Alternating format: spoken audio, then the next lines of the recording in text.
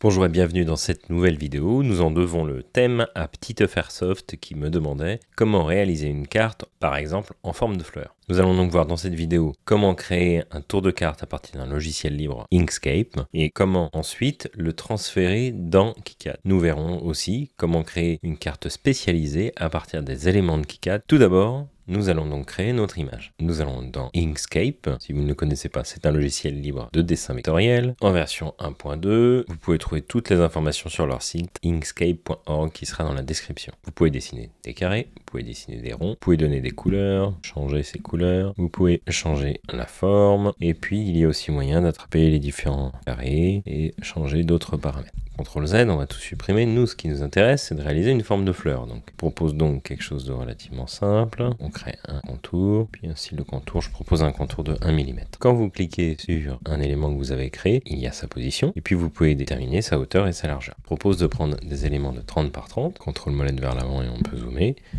Et puis on va en faire 4. On les sélectionne, on transforme les objets en chemin et on fait l'union. On se retrouve donc avec un nouvel objet qui a cette forme-ci. On peut, si on le veut, faire des petites modifications. Alors, je ne suis pas artiste, hein. Voilà, et on a notre forme ici. On peut faire tout type de modifications. On est bien sur du dessin vectoriel. Je propose donc maintenant d'enregistrer ce dessin.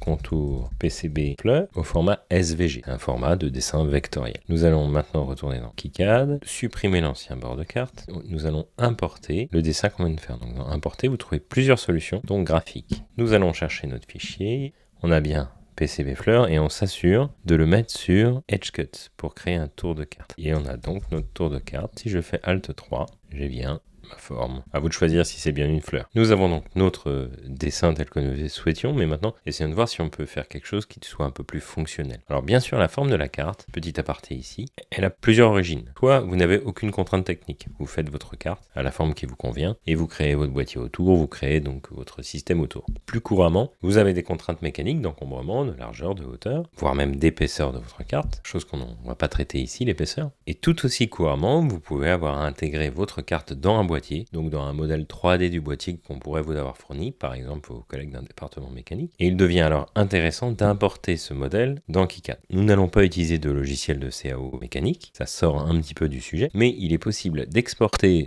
notre PCB brut dans Inkscape et après de dessiner autour. Je propose donc d'exporter au format SVG, le même format qu'on avait. Je vais m'intéresser uniquement à la piste cuivre du dessus, et puis je ne mets pas les couches techniques, je me mets en couleur et je m'intéresse uniquement à la surface du circuit. C'est pour éviter d'avoir tout le cartouche qui se retrouve après dans Inkscape. J'exporte, on voit qu'il me le range ici. Je n'ai plus qu'à aller le chercher dans Inkscape. Voilà, on se retrouve donc avec l'ensemble de nos composants. On voit qu'on n'a que la couche cuivre. On aurait peut-être pu essayer de demander les couches techniques extérieures tout de même. Donc je retourne dans KiCad. Et ce qui m'intéresse, c'est la couche jaune. C'est le silk screen. Fichier, exporter, SVG. J'aimerais avoir le silk screen avec PCB contour.svg. Je décide d'ajouter le cuivre, d'ajouter le silk screen et d'imprimer non pas sur une seule couche, mais tout sur la même.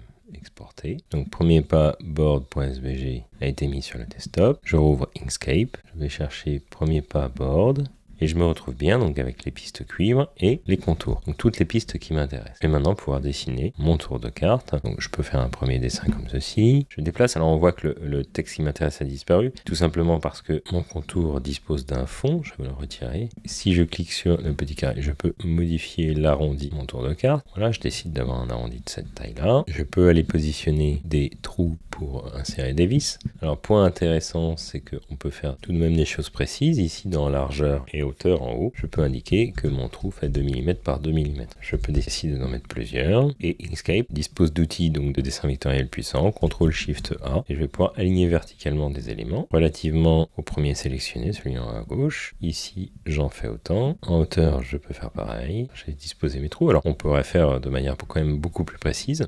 Je souhaite maintenant créer une découpe. Alors il existe plusieurs méthodes. Je vais transformer mon objet en chemin. Ici, vous voyez que des petits carrés apparaissent. Et je vais ajouter tout simplement plus de nœuds ici. J'attrape mon nœud, je le mets ici, je sélectionne les deux brins à côté, plus, et je me retrouve bien avec des éléments ici. Alors, on n'est pas sur du dessin mécanique, et donc je n'ai pas les outils adaptés, Mais quand je sélectionne 2 nœuds ici, que je suis bien dans le mode nœud, je peux aligner verticalement les différents nœuds et je peux aussi décider d'aligner horizontalement d'autres nœuds. Ça nous permet de créer des formes comme on le souhaite. On est vraiment sur du dessin vectoriel, on fait ce qu'on veut, mais je vous invite à rester simple. J'enregistre. Je vous propose de supprimer tout le reste du dessin. En faisant propriété de document, je peux ajuster la page au contenu et je rouvre KiCad, fichier importé, graphique, edge cuts, l'échelle, on vérifie bien qu'on est à 1. Vous voyez que le placement est toujours dépendant de la grille, on peut faire une grille un peu plus fine pour ajuster notre nouveau tour de carte à nos besoins. Merci d'avoir suivi la vidéo jusqu'ici. Nous avons vu ensemble comment utiliser un logiciel libre de dessin vectoriel pour réaliser des bords de cartes sur mesure. Il existe bien sûr des méthodes beaucoup plus professionnelles qui vous permettent de respecter des contraintes mécaniques de placement des composants, en utilisant par exemple FreeCAD, mais aussi d'autres logiciels de CAO mécanique. Mais ça, ce sera pour une autre vidéo.